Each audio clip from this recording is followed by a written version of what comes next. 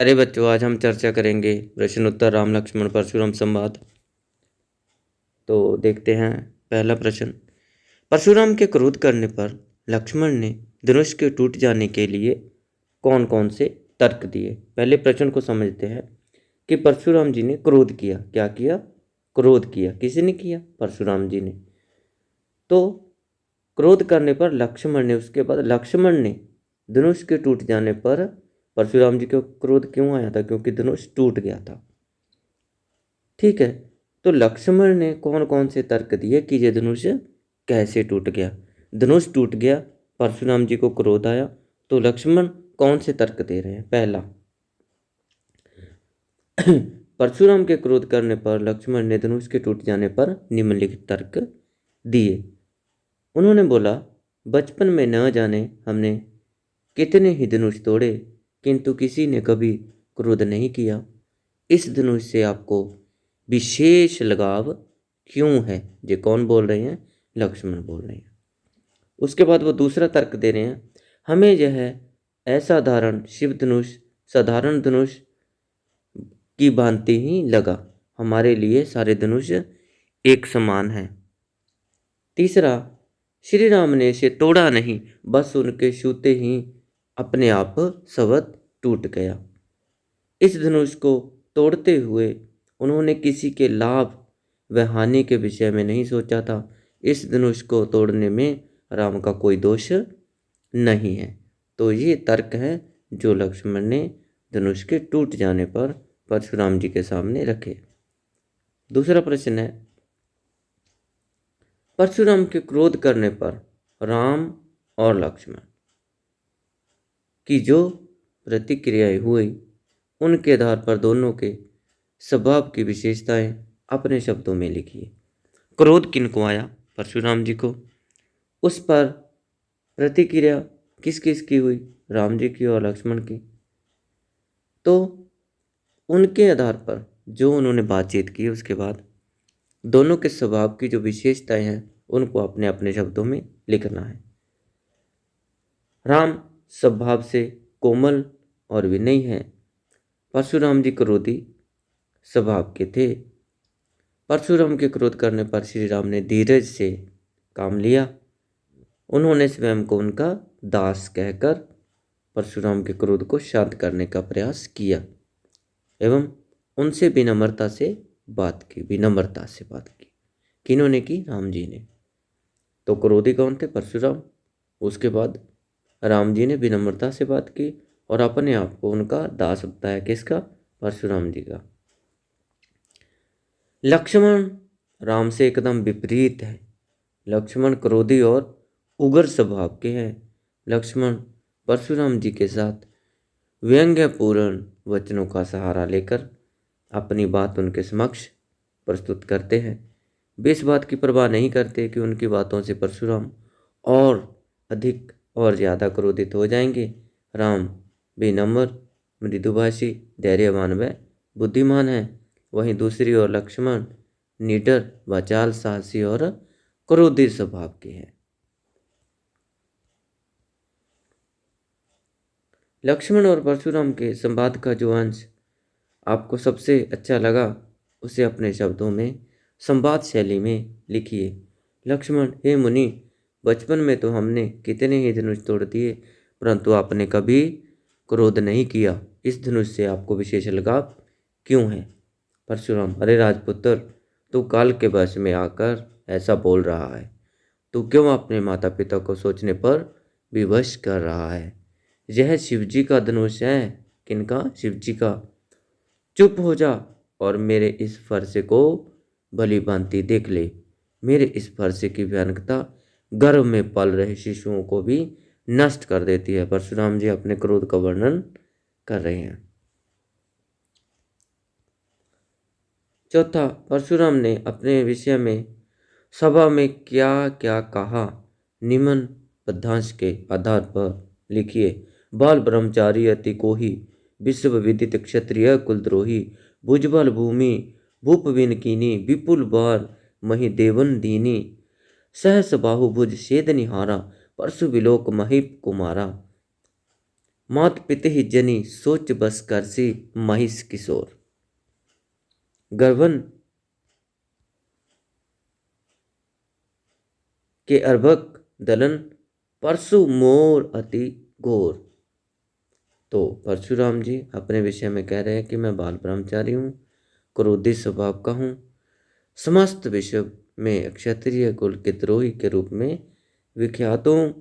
उन्होंने अनेक बार पृथ्वी क्षत्रियों से बीन कर ब्राह्मणों को दान में दे दी और अपने हाथ में धारण इस फरसे से शस्त्रवाहु की भुजाओं को काट डाला।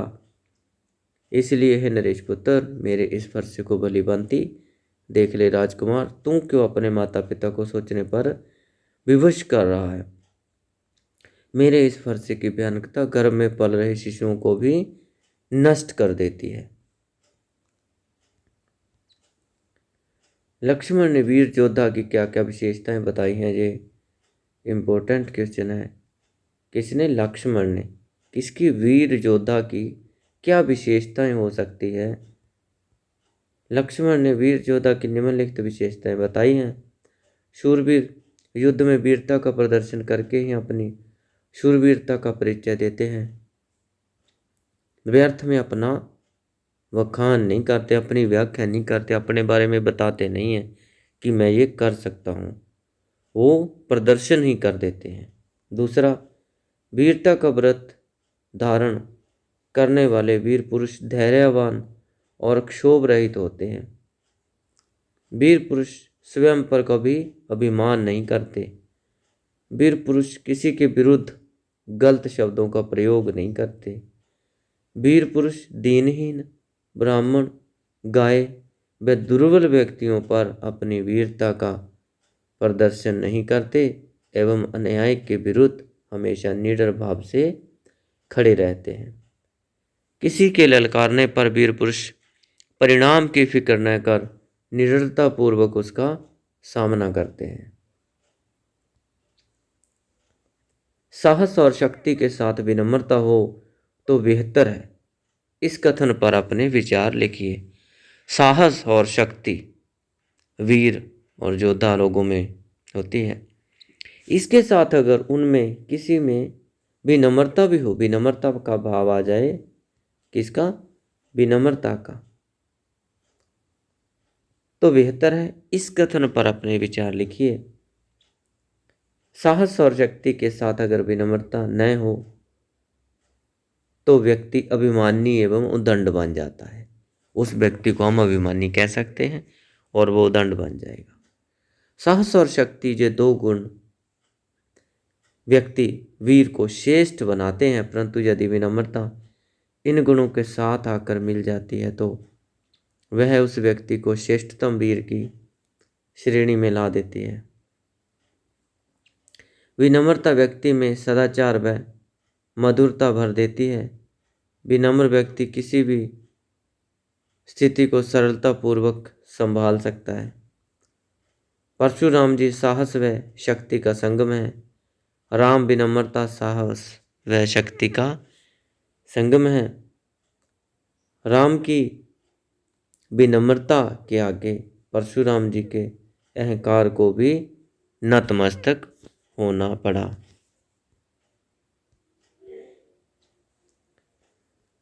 भाव स्पष्ट कीजिए। बेहस लखन बोले मृदवानी, आहो मुनिस महाभट मानी, पुन पुन मोही देखाव कठारू, चाहत उड़ावन फूंक पहाड़ू। प्रसंग प्रस्तुत पंक्तियां तुलसीदास जी द्वारा रचित रामचरितमानस से ली गई हैं।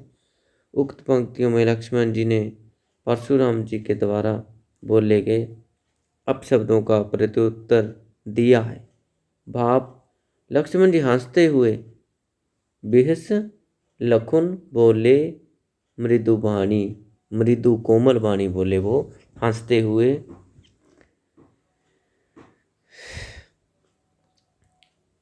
व्यंग्य करते हुए कहते हैं। वो मुनीश्वर अपने को बड़ा भारी योद्धा समझते हैं। अहो मुनिस महाभट मानी, अपने आप को महान योद्धा मानते हैं आप। और मुझे बार बार अपना फरसा दिखाकर डरा रहे हैं। पुण्य पुण्य पुण्य बार बार मोही मुझे दिखाना कोठारू फरसा दिखा रहे हैं। जिस तरह एक फूंक से पहाड़ नहीं उड़ सकता, उसी प्रकार मुझे बालक समझने की भूल मत कीजिए कि मैं आपके इस फरसे को देखकर डर जाऊंगा। तो चाहते हो उड़ाना, फूंक मार कर किसको? पहाड़ को उड़ाना चाहते हो। दूसरा है, यहाँ कुम्हड़बतिया को नाही, जहाँ कोई सुई मुई का पौधा नहीं है। जे तर्जनी देख मारी जाही। तर्जनी, ठीक है, अंगूठे के साथ वाली उंगली, देख कर मर जाना, देख कठारू सरासन बाना। मुझे आपका फरसा भी दिखाई दे रहा है और आपका जो धनुष के जो बाण रखने के लिए जो आपने काफ़ी सारे बाण रखे हुए हैं, मुझे वो भी दिखाई दे रहे हैं। देख कठारू सरासन बाना, मैं कुछ कहा सहित अभी माना। तो इसका प्रसंग पहले वाला ही रहेगा। प्रस्तुत पंक्तियाँ तुलसीदास जी द्वारा रचित रामचरितमानस से ली गई हैं। उक्त पंक्तियों में लक्ष्मण जी ने परशुराम जी के द्वारा बोले गए अपशब्दों को प्रत्युत्तर दिया है। भाव यह है कि लक्ष्मण जी ने अपनी वीरता का अभिमान पूर्वक परिचय देते हुए कहते हैं, कहा है कि हमें कोई सुई मुई के फूल नहीं है, पौधे नहीं हैं कि जो तर्जनी देखकर मुरझा जाएं। हम बालक अवश्य हैं, परंतु फरसे और धनुष बाण हमने भी बहुत देखे हैं, इसलिए हमें नादान बालक समझने की भूल मत कीजिए। गाती सनु कह हृदय हसी, मुनि हरिहरे हरिहरे सूच अमे खांट न उख में, अजहू न बूझ अबूझ। तो प्रसंग पहले वाले रहेगा, भाव देखते हैं। परशुराम बार बार कहते हैं कि मैं लक्ष्मण को पल भर में मार दूंगा। यह सुनकर विश्वामित्र, ये नाम गांधी सनु किसके लिए आया है? विश्वामित्र जी के लिए। मन ही मन कहते हैं कि गांधी पुत्र अर्थात परशुराम जी को चारों ओर हरा ही हरा हृदय में, अपने मन ही मन में वो हंस रहे हैं। मुनि ही परशुराम जी के लिए शब्द आया है। उनको हरिहरे सूर्य चारों तरफ हरा ही हरा दिखाई दे रहा है। जैसे बोलते हैं कि सावन कंधे को चारों तरफ हरा ही हरा दिखाई देता है, लेकिन उनको लोहे की जो खांड होती है और गन्ने की जो खांड है, वो उस अंतर को नहीं समझ पा रहे हैं। जिन्हें ये गन्ने की खांड समझ रहे हैं, वे तो लोहे से बनी तलवार खड़ग की भांति है। इस समय परशुराम की स्थिति सावन के अंधे की भांति हो गई है, जिन्हें चारों ओर हरा ही हरा दिखाई दे रहा है, अर्थात उनकी समझ अभी क्रोध व अहंकार के वश में है।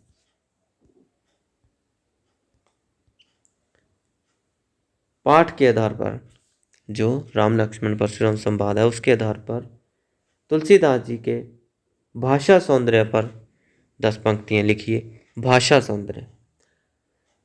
तुलसीदास रस सिद्ध कवि हैं। उनकी काव्य भाषा सरस है, इसमें स प्लस रस, रस भरा हुआ है। तुलसीदास द्वारा लिखित रामचरितमानस अवधी भाषा में लिखी है। किसमें? अवधी भाषा में लिखी गई है। यह काव्यांश रामचरितमानस के बालकांड से ली गई है। तुलसीदास ने इसमें दोहा, चौपाई, छंदों का बहुत ही सुंदर प्रयोग किया है, जिसके कारण काव्य के सौंदर्य तथा आनंद में वृद्धि हुई है और भाषा में लयबद्धता बनी रहती है। भाषा को कोमल बनाने के लिए कठोर वर्णों की जगह कोमल ध्वनियों का प्रयोग किया गया है। इनकी भाषा में अनुप्रास अलंकार, रूपक अलंकार, उत्प्रेक्षा अलंकार व पुनरोक्ति अलंकार की अधिकता मिलती है। इस काव्यांश की भाषा में व्यंग्यात्मकता का सुंदर संयोजन हुआ है। इस पूरे प्रसंग में व्यंग्य का अनूठा सौंदर्य है। उदाहरण के साथ स्पष्ट कीजिए। तुलसीदास द्वारा रचित परशुराम लक्ष्मण संवाद मूल रूप से व्यंग्य काव्य है। उदाहरण के लिए, बहुधनहि तोरी लटकाई, कबू न असीर इसकी नहीं गुसाई। ठीक है कि हमने तो बचपन में बहुत सारी ऐसी धनुषी बोल रहे हैं, वो धनुही बोल रहे हैं, पता नहीं कितनी तोड़ तोड़ के लटका दी, लेकिन आज तक स्वामी आपने ऐसा गुस्सा कभी नहीं किया। लक्ष्मण जी परशुराम जी से धनुष के टूटने पर व्यंग्य करते हुए कहते हैं कि हमने अपने बालपन में ऐसे अनेक धनुष तोड़े हैं, तब हम पर किसी ने क्रोध नहीं किया, तो अब ऐसा क्रोध क्यों। मात पिति जनि सोच बस, कर से महीस किशोर, गर्भन के अर्भक दलन, परशु मोर अति घोर। परशुराम जी क्रोधित होकर लक्ष्मण से कहते हैं, अरे राजा के बालक, तू अपने माता पिता को सोचने के लिए भी विश न कर। मेरा फरसा बड़ा भयानक है, यह गर्भ के बच्चों को भी नाश कर देता है। माता पिता को सोच बच करने का कि अगर तुझे कुछ हुआ तो तेरे माता पिता बेफालतू में ही परेशान होंगे, इसके लिए मैं जिम्मेदार नहीं हूँगा। ठीक है, तो उन्होंने धमकी देते हुए उनको ऐसा कहा था। गांधी सुनु कह हृदय हसी मुनि हरिहर सूच, अयमय खांड न उख में अजहू न बूझ बूझ। यहाँ विश्वामित्र जी परशुराम की बुद्धि पर मन ही मन व्यंग्य करते हैं और कहते हैं कि परशुराम जी जिन राम लक्ष्मण को साधारण बालक समझ रहे हैं, उन्हें चारों ओर हरा ही हरा सूझ रहा है। वे लोहे की तरह तलवार की गन्ने की खांड से तुलना कर रहे हैं कि वो आम बालक नहीं है, वो राम और लक्ष्मण है। निम्नलिखित पंक्तियों में प्रयुक्त अलंकार पहचान कर लिखिए। बालक बोल बदो नहीं तो ही, तो पहला अक्षर देखिए, इसका भी इसका भी इसका भी, तो आपको वो मिलेगा, तो अनुप्रास अलंकार। उक्त पंक्ति में वह वर्ण की एक से अधिक बार आवृत्ति हुई है, इसलिए यहाँ अनुप्रास अलंकार है। कोटि कुलिस संवचन तुम्हारा, अनुप्रास अलंकार। कोटि क कुलिस, क वर्ण की आवृत्ति एक से अधिक बार हुई है। उपमा अलंकार। कोटि कुलिस सम समान उपमा है, क्योंकि परशुराम जी के एक एक वचनों को वज्र के समान बताया गया है। तुम हो तो कालू हांक जनु लावा, बार बार मोही लागी बुलावा। तो इसमें क्या है, उत्प्रेक्ष अलंकार है। काल हांक जनु लावा, जनु मनु ज्यों त्यों उत्प्रेक्ष अलंकार है, जहाँ जनु उत्प्रेक्ष का वाचक शब्द है। पुनरुक्ति प्रकाश अलंकार, बार बार में पुनरुक्ति प्रकाश अलंकार है, क्योंकि बार शब्द की दो बार आवृत्ति हुई पर अर्थ भिन्नता नहीं है।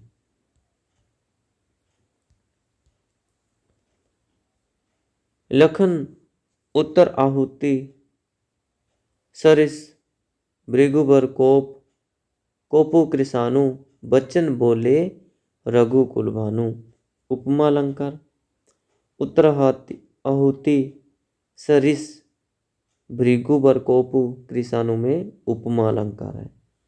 जल सम समान वचन में उपमा अलंकार है, क्योंकि भगवान राम के मधुर वचन जल के समान कार्य कर रहे हैं। रूपक अलंकार। रघुकुल भानु में रूपक अलंकार है, यहाँ श्री राम को रघुकुल का सूर्य कहा गया है। श्री राम के गुणों की समानता सूर्य से की गई है। रचना विभक्ति। सामाजिक जीवन में क्रोध की जरूरत बराबर पड़ती है। यदि क्रोध न हो तो मनुष्य दूसरे के द्वारा पहुंचाए जाने वाले बहुत से कष्टों की चिर निवृत्ति का उपाय ही न कर सके। आचार्य रामचंद्र शुक्ल जी का यह कथन इस बात की पुष्टि करता है कि क्रोध हमेशा नकारात्मक भाव लिए नहीं होता, बल्कि कभी कभी सकारात्मक भी होता है। इसके पक्ष या विपक्ष में अपना मत प्रकट कीजिए। क्रोध बुरी बातों को दूर करने में हमारी सहायता करता है। जैसे अगर विद्यार्थी पढ़ाई में ध्यान न दे और शिक्षक उस पर क्रोध न करे तो वह विद्यार्थी का भविष्य कैसे उज्जवल होगा। यदि कोई लोगों पर अन्याय कर रहा है और लोग बिना क्रोध की देखते रहें तो न्याय की रक्षा कैसे होगी। अब इसके विपक्ष में विचार है। क्रोध एक चक्कर है जो चलता ही रहता है। आप किसी पर क्रोध करेंगे तो वह भी आप पर क्रोधित होगा। उनका क्रोध देखकर आप और क्रोधित होंगे। इस प्रकार क्रोध में आप प्रथम स्वयं को ही हानि पहुंचाते हैं। क्रोध करने से आपकी सेहत खराब हो सकती है और समय का भी अपव्यय होता है। संकलित अंश में राम का व्यवहार विनयपूर्ण और संयत है। लक्ष्मण लगातार व्यंग्य बाणों का उपयोग करते हैं और परशुराम का व्यवहार क्रोध से भरा हुआ है। आप अपने आप को इस परिस्थिति में रखकर लिखें कि आपका व्यवहार कैसा होता। मेरा व्यवहार राम और लक्ष्मण के बीच का होता। मैं लक्ष्मण की तरह परशुराम के अहंकार को दूर जरूर करता किंतु उनका अपमान न करता। मैं शायद अपनी बात लक्ष्मण की तरह जोर जोर से बोलकर उनके समक्ष रखता। अगर वे सुनते तो राम की तरह विनम्रता और शांति से उन्हें समझाता। आपने किसी परिचित या मित्र के स्वभाव की विशेषताएं लिखनी है। आपने लिखनी है और यहाँ पर जो लिखा जा रहा है उसको देखिए। इस प्रसंग से मुझे अपने तीसरी कक्षा के मास्टर जी की याद आती है। उनका नाम मनोहर शर्मा था। उनका स्वभाव बहुत कठोर था। वे बहुत गंभीर थे। स्कूल में उन्हें कभी हंसते या मुस्कुराते नहीं देखा था। वे विद्यार्थियों को कभी कभी मुर्गा भी बनाते थे। सभी छात्र उनसे भयभीत रहते थे। सभी लड़के उनसे बहुत डरते थे क्योंकि उनके जैसा सख्त अध्यापक न कभी किसी ने देखा न सुना था। दूसरों की अक्षमता को कम नहीं समझना चाहिए। इस शीर्षक को ध्यान में रखते हुए एक कहानी लिखो। ठीक है, बिल्कुल सही बात है। हमें क्या पता किसी के पास कितनी शक्ति है, वो तो मैदान में ही पता लगेगा। जैसा लक्ष्मण ने कहा था कि जो वीर योद्धा होते हैं उनको अपनी बहादुरी गिनवानी नहीं चाहिए, बताना नहीं चाहिए, व्याख्या नहीं करनी चाहिए, उसका प्रदर्शन करके ही दिखा देना चाहिए। दूसरों की क्षमता को कम नहीं आंकना चाहिए। हमारी कक्षा में राजीव जैसे ही प्रवेश करता था उसे सभी लंगड़ा लंगड़ा कहकर संबोधित करने लगते थे। राजीव बचपन से ऐसा नहीं था। किसी दुर्घटना के शिकार स्वरूप उसकी यह हालत हो गई थी। राजीव की सहायता करने की बजाय सभी उसका मजाक उड़ाने लगते थे। परंतु राजीव किसी से कुछ न कहता न बोलता, चुपचाप अपना काम करते रहता और न ही कभी किसी शिक्षक से बच्चों की शिकायत करता। ऐसे लगता मानो वह किसी विचार में खोया है। सारे बच्चे दिन भर उधम मचाते उसे तंग करते रहते थे, परंतु वह हर समय पढ़ाई में मगन रहता और इसका परिणाम यह निकला कि जब विद्यालय का 10वीं का वार्षिक परिणाम निकला तो सब विद्यार्थियों की आंखें फटी की फटी रह गई क्योंकि राजीव अपने ही विद्यालय में नहीं बल्कि पूरे राज्य में प्रथम आया था। वही विद्यार्थी जो कल तक उस पर हंसते थे आज उसकी तारीफों के पुल बांध रहे थे। उसकी शारीरिक अक्षमता का उपहास उड़ाने वालों का राजीव ने अपनी प्रतिभा से मुंह सिल दिया था, बंद कर दिया था। चारों ओर राजीव के चर्चे थे। आज के इस प्रतिस्पर्धात्मक युग में पूर्ण अंगों वाले विद्यार्थी भी पूर्ण सफलता पाने में असमर्थ हैं। ऐसे में एक विकलांग युवक की इस सफलता से यही पता चलता है कि कोई भी व्यक्ति अपूर्ण नहीं है। हमें लोगों को उन्हें शारीरिक क्षमता से नहीं बल्कि प्रतिभा से आंकना चाहिए। ऐसे ही आपने पाठ पढ़ा होगा हेलन केलर का जो लिखा हुआ है कि जो देखकर भी नहीं देखते, तो उसमें उन्होंने अपने अनुभव बताए हैं कि जिनके आंखें हैं वो कम देखते हैं और जिनकी नहीं है वो ज़्यादा देखते हैं। वो बेशक स्पर्श करें या महसूस करें। तो अगला है नेक्स्ट। उन घटनाओं को याद करके लिखिए जब आपने अन्याय का प्रतिकार किया हो। अन्याय करना और सहना दोनों ही अपराध माने जाते हैं। मेरे पड़ोस में एक गरीब परिवार रहता है। एक दिन उनके यहाँ से बच्चों के रोने की आवाज़ आ रही थी। हमने जाकर देखा तो बच्चों के पिता उन्हें मजदूरी पर न जाने की वजह से पीट रहे थे। हमारे मोहल्ले वालों ने मिलकर अन्याय के खिलाफ आवाज़ उठाई और बच्चों को उनका शिक्षा प्राप्त करने का अधिकार दिलवाया। बिल्कुल, बहुत अच्छे पड़ोसी ऐसे ही अच्छे काम करते हैं। अवधी भाषा आज किन किन क्षेत्रों में बोली जाती है? आज अवधी भाषा मुख्यतः अवध में बोली जाती है। यह उत्तर प्रदेश के कुछ इलाकों जैसे गोरखपुर, गोंडा, बलिया, अयोध्या आदि में बोली जाती है। तो उम्मीद करते हैं आपको वीडियो अच्छी लगेगी और परीक्षा में आप अच्छे अंक प्राप्त करेंगे। धन्यवाद।